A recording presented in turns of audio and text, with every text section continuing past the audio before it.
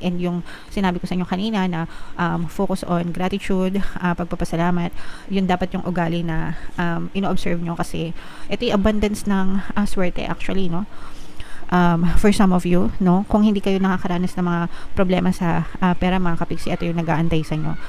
This is abundance of money and good luck, good fortune, swerte, no?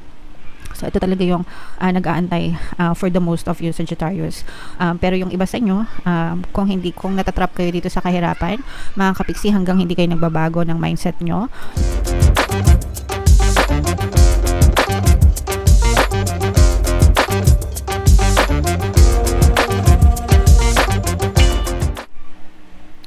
hello guys, hello Sagittarius, welcome back to Pinoy Pixie Tarot. Ang pamagat ng episode natin for tonight is monthly Taroscope para ngayong April para sa Sagittarius, Sun, Moon, Rising, Sign, and Venus. Sa dulo ng video guys, magkakaroon tayo ng yes or no pick a card reading. Ito yung deck na gagamitin natin. Pwede kayo magtanong guys ng isang tanong answerable by yes or no, tapos titingnan natin yung sagot ng tarot sa inyo. So, yeah. Unahin natin tong deck na to, mga kapiksi. Tingnan natin yung mga mensahe sa inyo. Wow, grabe. Unang-una pa lang, mga kapiksi, abundance na agad yung nag-aantay sa inyo. Alright. So, grabe, napakaganda ng mga mensahe sa inyo, Sagittarius, no? Kakasabi ko lang, abundance agad. Unang-unang barahan na lumabas sa inyo, unang-unang mensahe sa inyo, mga kapiksi. Kasaganaan, pagpapala, diba? So, saluhin nyo ito, guys. Tingnan nyo yung kamay niya, di ba, nakaganon. So, pag nakaganon, ibig sabihin, handa na tumanggap, receptive, ready to receive, no? And para malagay kayo sa receptive state, guys, always be grateful. Kailangan you show gratitude, palaging magpasalamat, palaging i-appreciate yung mga blessings na meron kayo. Kahit gaano kaliit, kahit gaano kalaki, mga kapiksi, the more na grateful kayo guys, the more na pinapapasok nyo yung mga blessings sa buhay nyo. And of course guys, kailangan matuto kayong mag-antay, huwag kayong atat, no? Nagmamadali. Gusto nandyan na pero wala namang ginagawa sa buhay nila, di ba? Gusto nandyan na pero araw-araw puro naman reklamo yung ginagawa. So kapag ka ganun guys, wala rin kayong aasahan na abundance sa buhay nyo. Dapat baguhin nyo yung ugali nyo. Imbis na magreklamo kayo, ma-stress kayo, mag-worry kayo, ibuhos nyo sa pagpapasalamat, pagmamahal, pagsisikap at pagtsatsaga, mga kapigsi. So dapat binabago nyo rin yung pamumuhay nyo, yung mga ugali nyo, yung mindset nyo, yung lifestyle nyo, para talagang pumasok yung blessing sa buhay nyo. Okay? So, matutong mag-antay imbis na magreklamo, mga kapiksi. And etong guys, so, yung mga helpful people, marami ring taong pwedeng itong mga tao na to guys ay kaloob din yan ni universe, dahil when we're manifesting for some things, minumove ni universe yung mga tao, bagay, sitwasyon sa buhay natin para ipagkaloob yung mga desires natin. And itong mga tao na to, maaari maging daan din sila ng abundance or kasaganaan sa buhay nyo, mga kapiksi. Okay? So, comment down below. Guys, no, i-mind nyo na yan sa comment section. Mind, abundance, kasaganaan, pagpapala, mind, helpful people, no, tulong from the universe, yan. So, i-mind nyo na yan sa comment section, Sagittarius. Tingnan natin yung ganap sa inyo, guys. Shuffle natin to. Habang sinushuffle ko to, panoorin nyo muna yung video natin regarding sa ating paano mag-manifest ng abundance video course. Kapiksi, sawa ka na ba sa mga struggles at hirap sa buhay mo? Masipag ka ba at masikap sa buhay ngunit hindi ka pa rin umaasenso? Ilang beses ka na bang nag-attempt mag-negosyo at mag-invest pero palagi ka pa rin nalulugi? Sa pagkakataon na ito ay maaaring may subconscious beliefs ka na nagiging balakid sa iyong pag-unlad at pagyaman. Introducing, paano mag-manifest ng abundance video course. Dito ay matututunan mong ma-overcome ang mga balakid mo para tuluyan ka ng umunlad, umasenso, sumagana, maging matagumpay, successful at maswerte sa iyong kabuhayan, pera, trabaho, negosyo, salapi at kaperahan ng bonggang-bongga. Dali, mag-send na ng email sa pinoypixie@gmail.com at simulan na ang iyong pagyaman ngayon. Alright, so sa lahat ng gusto mag-avail ng course guys, naka-flash sa screen nyo. Una, meron tayong paano mag-manifest ng abundance video course. Meron din tayong paano mawala ang third party at magkaroon ng harmonious na relationship. And meron din tayong email coaching, manifest your desires using the law of attraction. So sa lahat ng interesado mga kapiksi, mag-send lang kayo ng email sa pinaypixitaro@gmail.com. So, Sagittarius guys, kayo ay represent ng King of Wands sa ating spread. This is both negative and positive energy mga kapiksi. For some of you guys, no, yung iba sa inyo kasi, yung ito'y extreme, no, kabaliktaran nung kasaganaan na nakikita natin. Kasi yung iba sa inyo nananagana, pero yung iba sa inyo guys, natatrap sa kahirapan mga kapiksi. And yung reason kung ba't natatrap kayo sa kahirapan guys is because yung mindset nyo, puro problema. Puro nakafocus sa problema mga kapiksi, yun puro stress, puro worry. So kailangan yung makawala dito sa mga isiping problema. Naintindihan naman natin na kapag may problema, syempre hindi maiwasan na hindi isipin, no? Pero malilesen, pwede nyong ilesen, pwede nyong sabihin sa sarili nyo na this too shall pass, lilipas din ito, malalampasan din namin ito, okay? And then you convert, no? I-convert nyo yung mga problema na yun into something na pwede kayo magpasalamat. So, let's say for example, ay salamat po, nakakain kami ngayon. Ay salamat po, nakabili kami ng bigas. Ay salamat po, nakabayad kami ng kuryente, di ba? Kahit nasabihin natin, naghihirap kayo or may mga financial difficulties kayo, meron pa rin kayong bagay na dapat ipagpasalamat.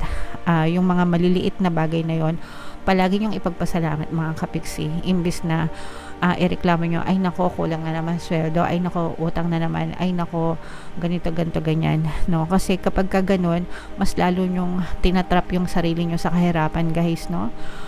Pero kung isi-shift nyo siya sa gratitude mga kapiksi, unti-unting mababawasan yung mga negative energies nyo and unti-unti nyong mapapapasok yung abundance. Dahil ito guys, for some of you, may mga taong maaaring tumulong sa inyo, no, na malampasan nyo itong mga problema nito, pero bago kayo, alam nyo yun, bago kayo umasa sa tulong ng ibang tao, tulungan nyo muna yung sarili nyo, mga kapiksi, okay? And yung sinabi ko sa inyo kanina na focus on gratitude, pagpapasalamat, yun dapat yung ugali na ino-observe nyo, kasi ito yung abundance ng swerte actually, no? For some of you, no, kung hindi kayo nakakaranas ng mga problema sa pera mga kapiksi, ito yung nag-aantay sa inyo. This is abundance of money and good luck, good fortune, swerte, no? So ito talaga yung nag-aantay for the most of you Sagittarius. Pero yung iba sa inyo, kung natatrap kayo dito sa kahirapan, mga kapiksi, hanggang hindi kayo nagbabago ng mindset nyo, ng pananaw nyo, ng energy nyo, mas stuck kayo dito guys. Okay, mas stuck kayo dyan. So kung ayaw nyo mas stuck dyan, dito kayo mag-focus mga kapiksi. Abundance of money, abundance of wealth, swerte. So, ito yung mga i-mind nyo sa comment section. And ito rin yung sabihin nyo araw-araw, mga kapiksi, no? Money affirmations, yung palagi kong share sa inyo, guys. Money, money come to me. Palagi ako may pera, palagi ako nagkakapera. I'm the king of abundance. I'm the queen of abundance. Kahit wala kayong pera, mga kapiksi, lalong-lalo na kung wala kayong pera, lalong-lalo na kung mailap yung pasok ng pera sa inyo, mas lalo nyong dapat na sinasabi yon guys, okay? Mas lalo nyong dapat na sinasabi yon kasi you have to condition, you have to reprogram your subconscious mind para pumasok itong mga blessings na to mga kapiksi. Kaya ko nga kayo tinuturuan na mag-affirm guys, and kaya ko kayo ina-encourage na makinig ng mga subliminals para makatulong sa inyo, okay? So, yeah, no? So, i-mind nyo na yan sa comment section. Pero, syempre, guys, sabayan ng pagdadasal, of course, prayers and affirmations, yung pagkilos, no? Kailangan masipag kayo sa inyong physical reality. And please, please, please lang, iwasan yung magreklamo dahil yung pagreklamo, yan talaga yung number 1 na kontra sa kasaganaan mga kapiksi, okay? And positibong mental diet guys, okay? So i-mind nyo na yan sa comment section mga kapiksi. And like I said mga guys, no, may mga tao na maaaring tumulong sa inyo, no, para maranasan nyo itong kasaganaan na to. Especially guys, kung yung mga nasa social media, mga kapiksi, no, parang kung meron kayo mga channel, or mga accounts guys, pwedeng nakikita natin na maaring nagmo-monetize na yan. Yung mga nasa online, kahit yung mga online sellers, mga kapiksi, or yung mga nasa online na trabaho, yan, nakikita natin na maaring sumagana yung mga tao na nagsusuporta sa inyo. Maaari kayong magkaroon ng maraming clients, maraming customers, maraming feedback, maraming followers, mga kapiksi, and maaari yung magdala ng limpak-limpak na kayamanan. Limpak-limpak na salapi, no? Siksik, liglig, at nag-uumapaw na salapi sa inyo. So, i-mind nyo na yan guys, sa comment section. Okay? So, what else? Ayan, no? Nakikita natin ng mga bagong opportunity. Ito guys, may mga pirmahan na magaganap na mga kontrata kung kayo ay may mga nilalakad na mga kliyente, no? Kagaya nga nung sabi ko kanina, kung meron kayong mga nililigawan na kliyente, lalo na kung kayo ay nasa sales or nasa virtual world, mga kapiksi, maaaring matuloy yung mga pirmahan nyo, mamamanifest nyo to, mga kapiksi. At saka yung isa pang nakikita nating manifestation dito is yung manifestation ng inyong divine match. Ito naman ay sa love life, mga kapiksi. So, sa love life, nakikita natin na for some of you, you may be meeting your divine match, mga kapiksi. So, i-mind-mind nyo na yan sa comment section, guys. Syempre, ipagdasal nyo na ipagkaloob talaga sila sa inyo, mga kapiksi. Pero ito, guys, itong malalaking kontrata to. Malalaking kontrata, mga kapiksi, yung mga dumating sa inyo. Okay? Alright. So, yeah. Comment down below, guys. I-mind-mind nyo na yan, mga malalaking kontrata, mga divine match, and of course, yung pinaka gusto natin, yung abundance sa pera at saka yung swerte sa pera, mga kapiksi. Yan, i-mind nyo na yan sa comment section, guys. Okay? So, comment down below if feeling nyo naka-resonate kayo dyan. Ito na yung ating yes or no pick a card reading, mga kapiksi. So, huminga ng malalim, tapos itanong nyo sa isip nyo kung ano yung tanong nyo for April, and then pili kayo ng isang card, guys. Sa mga gustong matuto mag-manifest, i-click nyo lang yung join button dito sa baba o kaya dito sa taas. Kapag member na kayo, magkakaroon kayo ng access sa mga exclusive videos natin regarding manifestation using the power of your subconscious mind and law of attraction. So, hinga ng malalim, guys, tapos itanong yung tanong sa isip, and then pili kayo ng isang card. Kung ang napili nyo ay card number 1, ang sagot sa tanong nyo ay yes. Kung ang napili nyo ay card number 2, ang sagot sa tanong nyo ay no. And kung ang napili nyo ay card 3, ang sagot sa tanong nyo ay yes, mga kapiksi. Alright? So, comment down below, Sagittarius, if feeling nyo naka-resonate kay dyan.